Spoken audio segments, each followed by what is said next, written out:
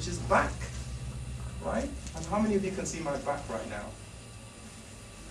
None. Well, you can maybe. But what does it mean to look beyond that which is necessarily apparent? You know, to look beyond, and that's the challenge we're asked to do with the Quran, with the Holy Book of, and how can you do that without understanding the language? You know, Imam Shafi'i considered that it's compulsory for every person who accepts Islam to actually learn Arabic to the best of their ability because of this challenge of the Quran, right? And in the Arabic language, no two words mean the same.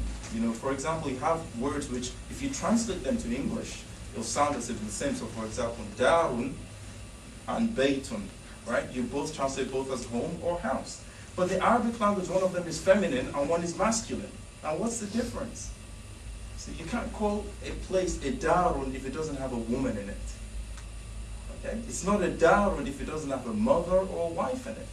Otherwise, it's a baytun, right? So these kind of deeper meanings from Arabic, the language forces you to use your intellect in a way which not many other languages force you to do.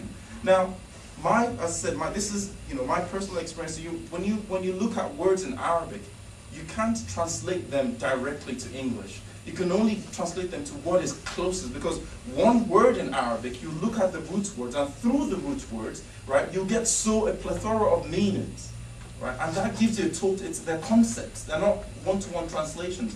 I once went for you know, a lecture by Sheikh Habib al-Jifri, who was, you know, one of our scholars, and he said, you know, he spent about 30 minutes explaining the meaning of when God said, "You are a justly balanced nation," and he used the word wasata, and he spent about 20 or 30 minutes on that word alone. And when it was time to translate what he had said, the person spent about 2 minutes because he couldn't translate it. You know, and that's, you know, the concept. I can't really overemphasize the Arabic language. It forces you to really look beyond that which is necessarily apparent, if you choose to be honest. But because some people would, you know, would take the language and just look at it and, you know, simplify it and oversimplify it. Okay.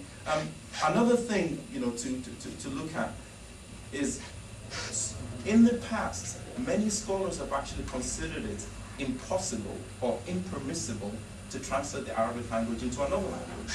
In fact, in the first few hundred years, you know, when Islam was spread in the Middle East, from Saudi Arabia, it was regarded an act of apostasy to actually translate the Quran, because they said you're taking what is like that to any other language, because it's impossible. I used to think that was an extreme position.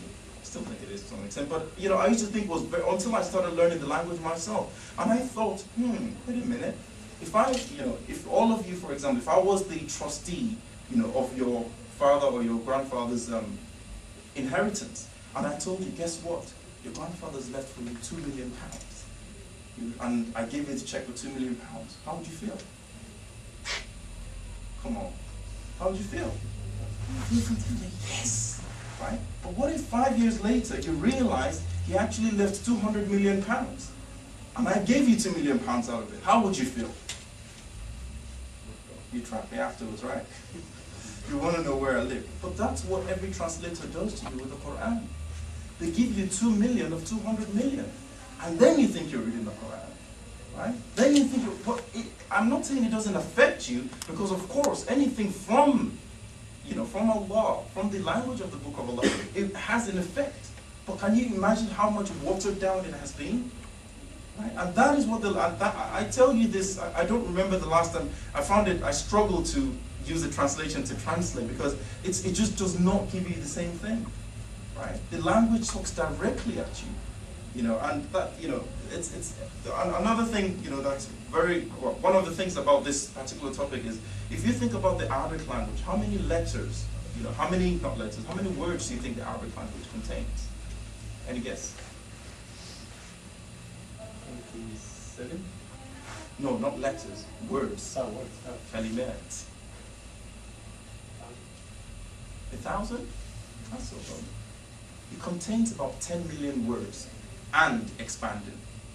The Arabic language has the concept of the 10 form of verbs, the ability to make new words that didn't exist 1,000 or 2,000 years ago, right?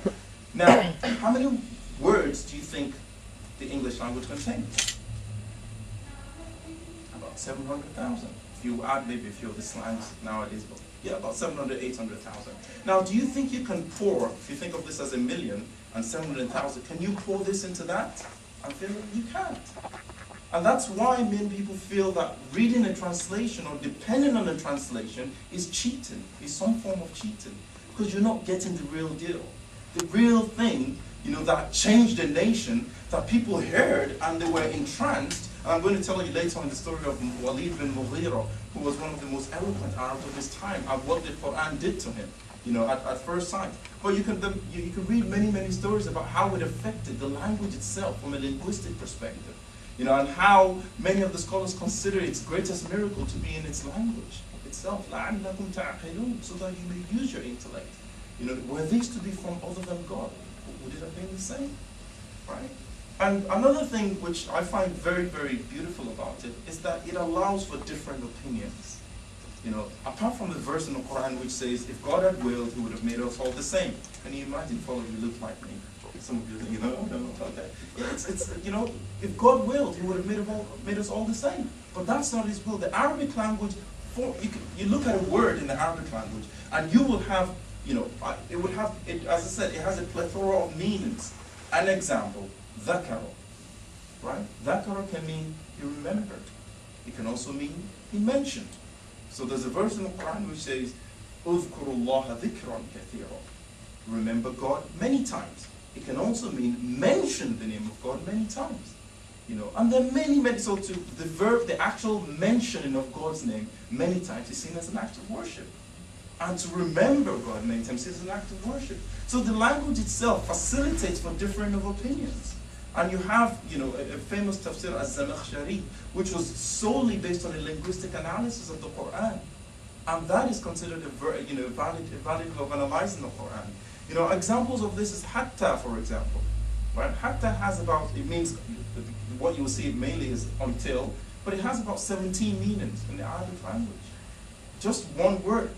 It has about 17, and because we're not, in an Arabic class, usually with my students, I teach them about 9 or 10 of them, which is the only one I know, but it has a lot more meanings, okay, of that, and that ability to understand that, this is what I understand of it, but the reality, only God knows. It engenders humility, which is another word that's very interesting in the Arabic language, tawadu'a, which is the word for humility.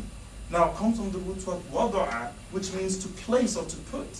So what is tawadu'? What is humility in the Arabic language is that you put yourself below everything else. You don't meet anyone except you consider them better than you. You don't associate yourself except that you put yourself lower than them. That's humility, right?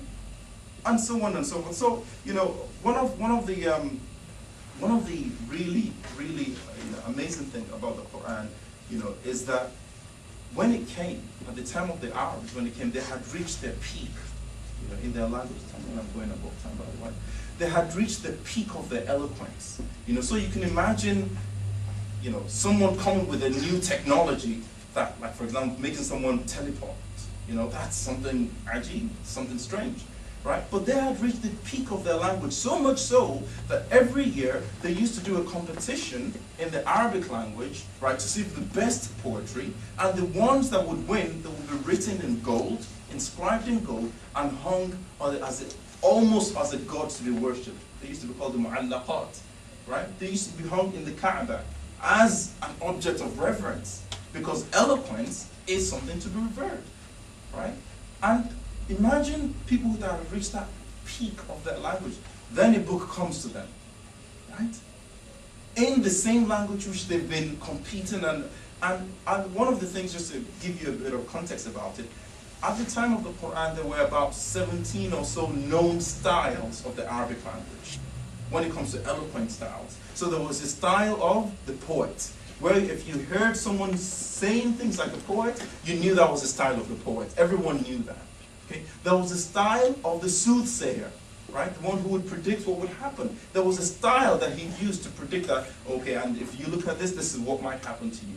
There was a style of the magician, which by playing with words, you would actually think this is 5 instead of 1 paper, right? And it would actually make you in a total trance. But there was